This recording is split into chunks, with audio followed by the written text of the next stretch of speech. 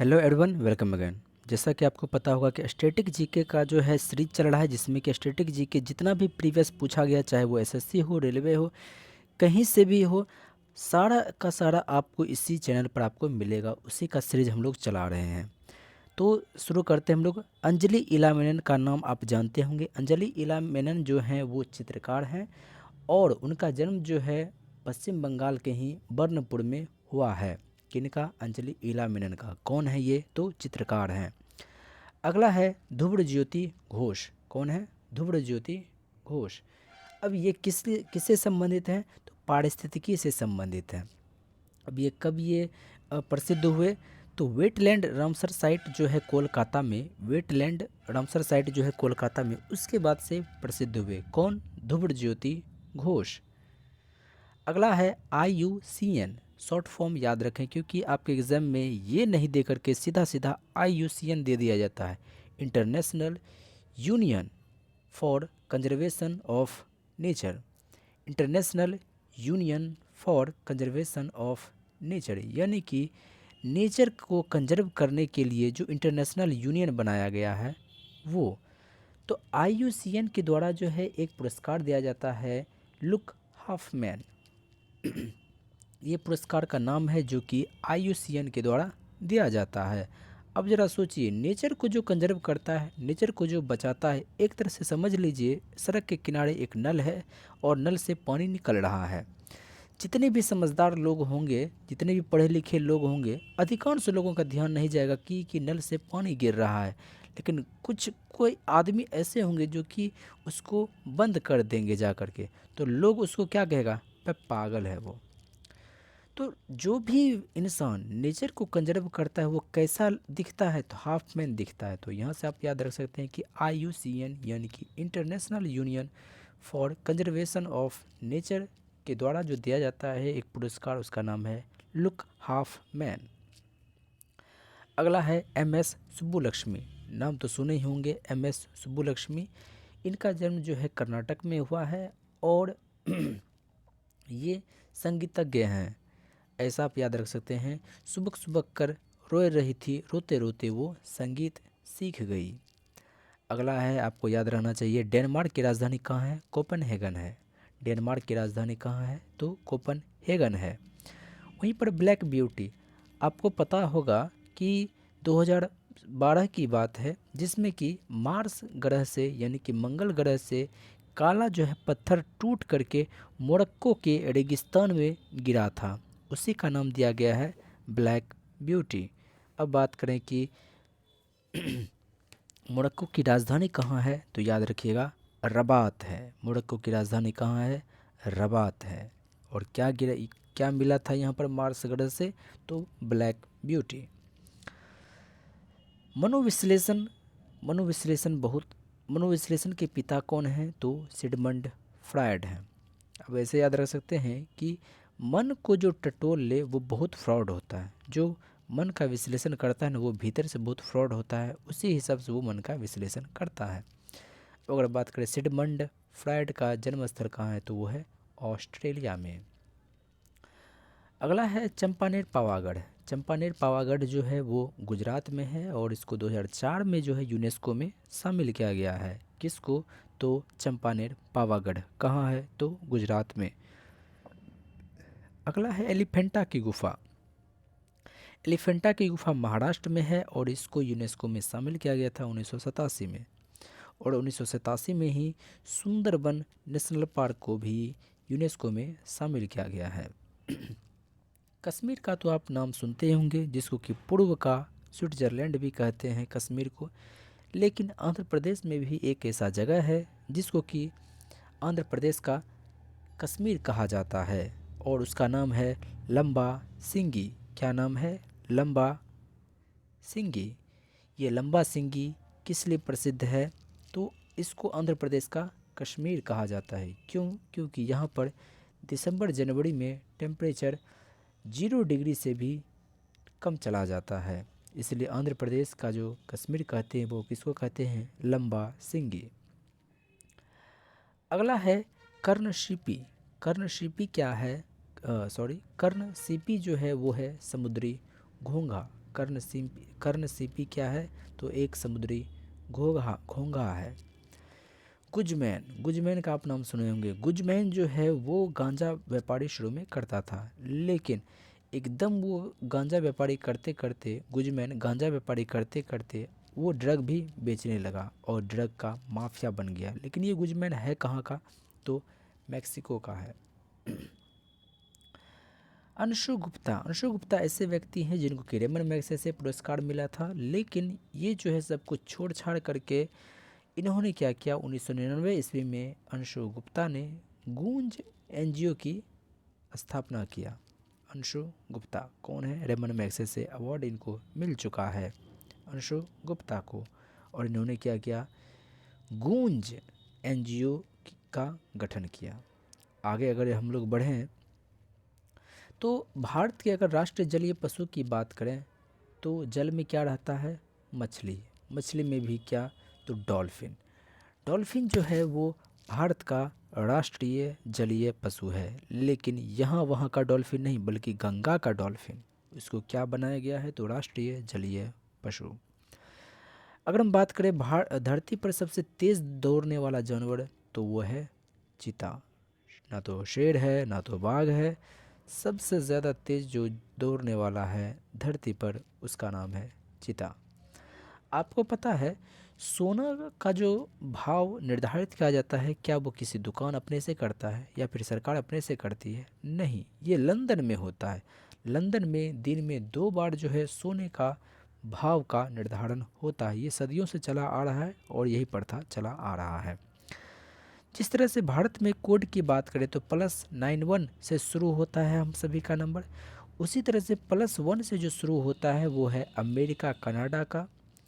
और ये अगर +86 से शुरू होता है तो वो समझ लीजिए वो नंबर है चीन का। एक व्यक्ति थे, एक बच्चा था उस समय, 7 साल का ही बच्चा था, अकृत प्रण जायसवाल। उसने क्या किया कि 8 साल की एक लड़की थी, 8 साल की एक लड़की थी, उसका पूरा हाथ जला हुआ था, लेकिन अमृतप्रण जायसवाल ने मात्र 7 साल की उम्र में अपने से बड़ी उम्र 8 साल की लड़की का सर्जन किया था, वो भी सफल सर्जरी किया था, जिसकी वजह से बाल सर्जन की उपाधि दी जाती है अकृतप्रण जायसवाल को। वॉल्ट डिज्नी, वॉल्ट डिज्नी जो हैं ये हास्य कलाकार, ये लिखा करते थे, कॉमिक्स सब लिखा करते थे। लेकिन भारत का अगर वॉल्ट डिज्नी कहें तो भारत का वॉल्ट डिज्नी अनंत पई को कहा जाता है। अनंत पई ही हैं जिनको कि अंकल पई भी कहा जाता है। अनंत पई ने 2 हास्य कथा लिखा, एक लिखा अमर चित्र कथा और दूसरा टिंकल। सबसे पहली बात आपको याद ये रखना है कि वॉल्ट डिज्नी, भारतीय वॉल्ट डिज्नी किसको कहा जाता है? तो वो अंकल पई या फिर अनंत पई को कहा जाता है। इन्होंने कैसे 2 हाथ से किताबें लिखी? अनंत पई कहते हैं जब मैं मर जाऊंगा तो मैं ट्विंकल बन जाऊंगा, यानी तारे बन जाऊंगा। जब मैं मर जाऊंगा तब भी मैं अमर रहूंगा क्योंकि मैं ट्विंकल बन जाऊंगा, तारे बन जाऊंगा। ऐसा कौन बोल रहा है? अनंत पई या अंकल पई। अब ऐसी बात कोई भी बच्चे लोग सुनेंगे तो वो हंसेंगे, तो ऐसे याद रखना है आपको। साहित्य अकादमी पुरस्कार की बात करें तो साहित्य अकादमी जो है हमारे भारत में 1954 से दिया जाना शुरू हुआ। भारत रत्न की बात करें तो वो भी 1954 में ही शुरू हुआ है, लेकिन साहित्य अकादमी जो है टोटल 24 भाषाओं में दिया जाता है, जिसमें से एक भाषा इंग्लिश भी है। अब अगर हम लोग बात करें दरी, दरी जो है वो एक भाषा है, फारसी का जो है अभी अपडेटेड वर्जन है दरी, जो कि अफ़गानिस्तान में बोला जाता है। ये सभी सवाल आपके एग्ज़ाम में पूछा हुआ है, दोबारा किसी भी एग्ज़ाम में पूछा जा सकता है, और ये सब ऐसे सवाल होते हैं जो आपको कहीं मिलते नहीं, एग्ज़ाम में केवल मिलते हैं। अंग्रेजी आइवी, अंग्रेजी आइवी जो है वो जहरीला पौधा है। अंग्रेजी आइवी क्या है? तो एक जहरीला पौधा होता है जो कि अमेरिका में पाया जाता है। ये अंग्रेजी आइवी को ही हेडरा भी बोलते हैं, अंग्रेजी आइवी को ही हेडरा बोलते हैं। अगर सवाल आ जाए तमिलनाडु श्रीलंका में कौन सी भाषाएं सर्वाधिक बोली जाती है, तो सिंहल मत बोलिएगा, बोलिएगा तमिल, क्योंकि अधिकांश जैसे ऐसे देखते हैं और यहाँ पर श्रीलंका है तो तमिलनाडु के अधिकांश लोग यहाँ पर आ जा कर के बसे हैं। और साथ ही साथ जो पुराने राजा थे यहाँ के, राजा राज प्रथम, उन्होंने काफ़ी ज़्यादा पूरा इस पर अधिकार कर लिया था। तो उसके बाद यहाँ से बहुत सारे लोग यहाँ गए रहने के लिए, तो अपनी संस्कृति अपनी भाषा को ले कर के गए हैं। तो तमिल और श्रीलंका में सर्वाधिक बोली जाने वाली भाषा जो है वो तमिल है, ना कि सिंहल है। भारतीय प्रवासी दिवस आपको भी पता होगा कि 9 जनवरी 1915 को महात्मा गांधी विदेश लौट करके हमारे भारत आए थे। तो उसी 9 जनवरी को जो है भारतीय प्रवासी दिवस के रूप में मनाया जाता है। लेकिन कब से मनाया जाना शुरू हुआ, तो 2003 से मनाया जाना शुरू हुआ अटल बिहारी वाजपेयी के द्वारा। उन्होंने सोचा कि भारतीय जो भी टैलेंट है उसको हम विदेशी में जाने से रोकें।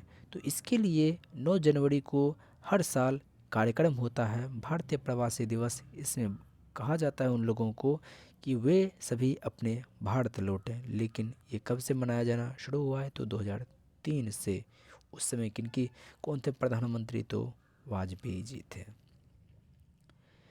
UNFCCC आपको पता ही होगा इसका full form, United Nations framework convention on climate change. United Nations framework convention on climate change. इसका जो मुख्यालय है वो है बॉन में। कहाँ है, बॉन।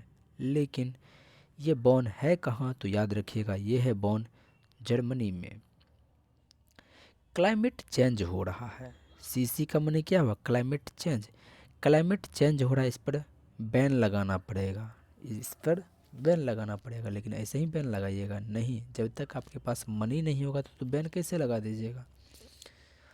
ऐसा है कि सर्वाधिक बोली जाने वाली भाषा जो है चाइनीज़ है, दूसरे नंबर पर स्पेनिश है। लेकिन ये घटते बढ़ते रहता है, अभी चाइनीज़ है, स्पेनिश है, उसके बाद हमारा हिंदी ही है। ONGC oil natural gas corporation, ONGC, इसका जो गठन हुआ था वो था 1993 में, और इसका जो मुख्यालय है वो है देहरादून में। याद कैसे रखेंगे, देखिए अभी प्रदूषण के टाइम में अगर किसी को नेचुरल गैस मिल जाता है तो उसको त्राण मिल जाएगा।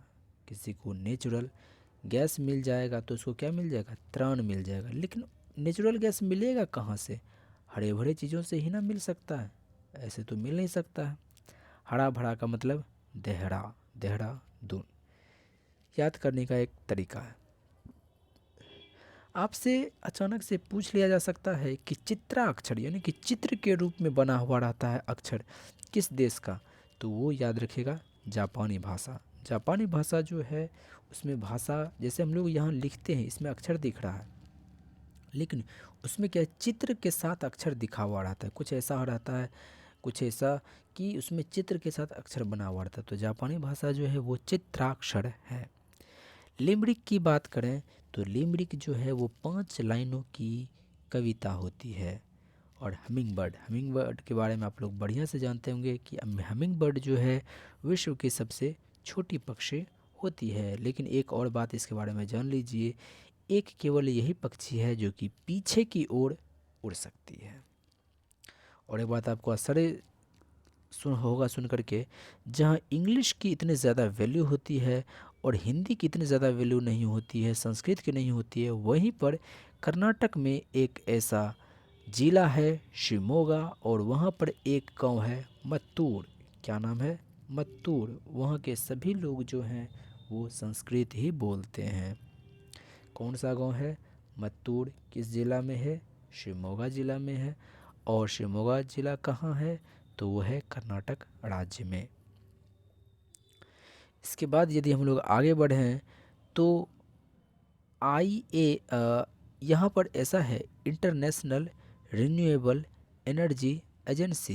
International renewable energy agency, renew करना है एनर्जी को, रिन्यू करना है एनर्जी को, तो आपाधापी तो करना ही ना पड़ेगा, आपको आपाधापी करना पड़ेगा। तो यहाँ से हो जाएगा अबू धाबी, यहाँ से क्या हो जाएगा अबू धाबी। और अबू धाबी जो है आपाधापी जो है बड़े बड़े लोगों को करना पड़ता है, अमीर लोगों को भी आपाधापी करना पड़ता है, तो संयुक्त अरब अमीरात याद रखिएगा। यहाँ से IREA इंटरनेशनल इंटरनेशनल इंटरनेशनल गड़बड़ा गया, IREA international renewable energy agency, इसका जो मुख्यालय है वो है अबू धाबी में। अबू धाबी मने संयुक्त अरब अमीरात की राजधानी। अब है कुछ शब्द खेल से संबंधित हैं। तैराकी से कुछ संबंधित वर्ड हैं जो कि फ्री स्टाइल है, बैक स्ट्रोक है, ब्रेस्ट स्ट्रोक है, बटरफ्लाई है, ये सभी तैराकी से संबंधित वर्ड है। सबरी कार्तिक का नाम सुने होंगे, ये कराटा से संबंधित है। याद नहीं रहे तो इसको आप ऐसे याद रख सकते हैं, क से कार्तिक, क से कराटा। सबरी कार्तिक जो है वो कराटे से संबंधित हैं। खेलों में अक्सर ऐसा होता था कि कोई ऐसे खिलाड़ी होते थे जो कि एक्स्ट्रा कुछ ले करके आते थे अपने बॉडी में, और जिस वजह से वो बढ़िया परफॉर्म कर पाते थे। जैसे कि अभी भी आप देखते हो ग्रुप डी में जब दौड़ था या फिर किसी पुलिस की दौड़ में क्या करता है, कुछ विद्यार्थी लोग अलग टाइप का इंजेक्शन ले लेता है और फिर दौड़ता है, लेकिन ये बहुत ज़्यादा खतरनाक होता है, ऐसा नहीं करना चाहिए। तो विश्व वर्ल्ड ओलंपिक कमेटी ने क्या किया कि वर्ल्ड एंटी डोपिंग एजेंसी की स्थापना करी। वर्ल्ड एंटी डोपिंग एजेंसी की स्थापना करी कब? 1999 में। कहाँ? मॉन्ट्रियल में। मॉन्ट्रियल कहाँ? तो Canada. World anti doping agency कब स्थापित करी गई थी? 1999 में। किसके द्वारा? तो विश्व ओलंपिक समिति के द्वारा। कहाँ पर? तो मॉन्ट्रियल। अच्छा, मॉन्ट्रियल है कहाँ? तो कनाडा में है। टाइगर वुड्स, टाइगर वुड्स के बारे में आपको पता होना चाहिए कि ये गोल्फ खिलाड़ी थे। टाइगर वुड्स जो थे वो थे गोल्फ खिलाड़ी, लेकिन टाइगर वुड्स अमेरिका के थे। टाइगर वुड्स कहाँ के थे? अमेरिका के। बेसबॉल का आप नाम सुने होंगे। बेसबॉल जो फेंकता है उसको कहते हैं पिचर। जैसे आप फेंके तो आप हो गए पिचर, और जो इसको पकड़ा वो हो गया कैचर। किसमें? तो बेसबॉल में। अगला है कुछ मार्शल आर्ट जो कि उससे संबंधित राज्य का नाम दिया हुआ है। थांगटा ये मार्शल आर्ट है जो कि मणिपुर में होता है। सिलम्बम जो कि तमिलनाडु का है मार्शल आर्ट। और परी खांदा ये जो है बिहार का है मार्शल आर्ट। और जेल हाउस रॉक जो है ये फाइटिंग का सीन होता है अमेरिका में। टोटल यहाँ पर 4 प्रकार का मार्शल आर्ट है। थांगटा मणिपुर में है, सिलम्बम तमिलनाडु में है, परी खांदा ये जो है अमेरिका में है, और जेल हाउस रॉक जो है वो अमेरिका में है। परी खांदा बिहार में है, जेल हाउस रॉक अमेरिका में। आप यांकी स्टेडियम का नाम सुने होंगे। यांकी स्टेडियम यॉर्क में है, न्यूयॉर्क में है। यांकी स्टेडियम कहाँ है? न्यूयॉर्क में है। और ये यांकी स्टेडियम किस खेल से संबंधित है? तो याद रखिएगा, बेसबॉल से। शिवानी कटारिया किस खेल से संबंधित है? तो तैराकी से है। शिवानी कटारिया जो है वो तैराकी से संबंधित है। अच्छा देखिए, जब कोई तैरता है तो इस तरह से एक इंसान रहता है और फिर इधर हाथ मारता है, फिर इधर हाथ मारता है, यानी कि जल को काटते हुए आगे बढ़ता है। जब भी कोई तैरता है तो जल को काटते हुए बढ़ता है। तो इसे आप याद रख सकते हैं, शिवानी कटारिया जो है वो तैराकी से संबंधित है।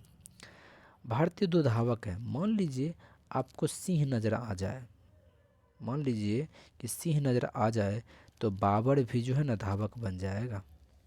अगर बाबर जो कि बहुत प्रतापी एक योद्धा रहा, तो बाबर को यदि सिंह नज़र आ जाए वो भी धावक बन जाएगा, भागना शुरू कर देगा। तो बाबर से ललिता बाबर और सिंह से सुधा सिंह ये दोनों धावक थे। गगन नारंग अंजलि भगवत, गगन नारंग और अंजलि भागवत ये दोनों हैं निशानेबाज से। देखिए, नारंगी को गगन में फेंक करके उस पर निशाना चलाया। किसने? गगन नारंग ने। गगन में नारंगी को फेंक करके उस पर निशाना चलाया, निशाना बनाया, तो वो हो गया नारेबाजी। लोग जो भागवत कथा करते हैं लोग जो भागवत कथा करते हैं उनका निशाना किस पर होता है? तो भगवान पर होता है। याद करने का एक छोटा छोटा ट्रिक है जिसको कि आप याद रख सकते हैं। ये सभी सवाल आपके एग्जाम में पूछा हुआ है, फालतू का क्वेश्चन एक भी नहीं है, इसलिए इन सभी सवालों को आप हल्के में ना लें। खो खो खेल का नाम सुने होंगे। खो खो में टोटल जो है ना 9 खिलाड़ी होते हैं, लेकिन खो खो खेल से संबंधित अंतिम बार अर्जुन पुरस्कार जो है 1998 में ही मिला था।